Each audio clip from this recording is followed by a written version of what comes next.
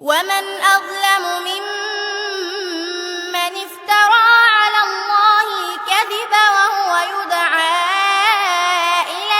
الإسلام والله لا يهدي القوم الظالمين يريدون ليطفئوا نور الله بأفواههم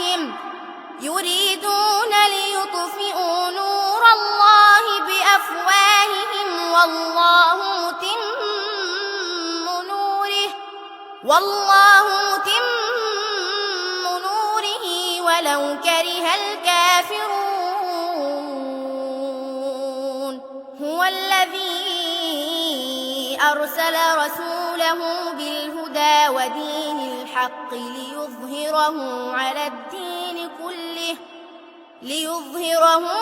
الدين كله ولو كره المشركون يا أيها الذين آمنوا هل أدلكم على تجارة تنجيكم من عذاب أليم تؤمنون بالله ورسوله وتجاهدون في سبيل الله بأموالكم وأنفسكم ذلكم خير لكم إن كنتم تعلمون يغفر لكم ذنوبكم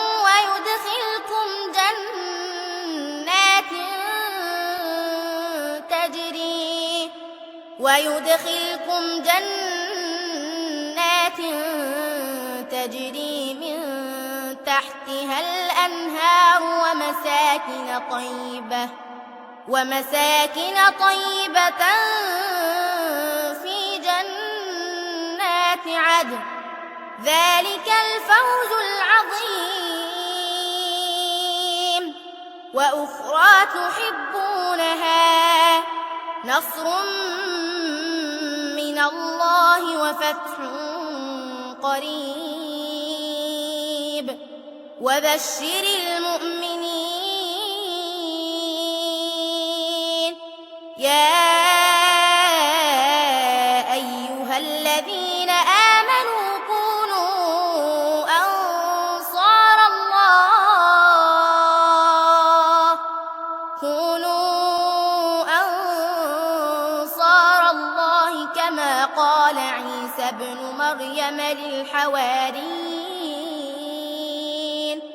كما قال عيسى ابن مريم للحواريين من أنصاري إلى الله قال الحواريون نحن أنصار الله فآمنت طائفة من بني إسرائيل وكفرت طائفة فأيدنا الذين آمنوا على عدوهم فأصبحوا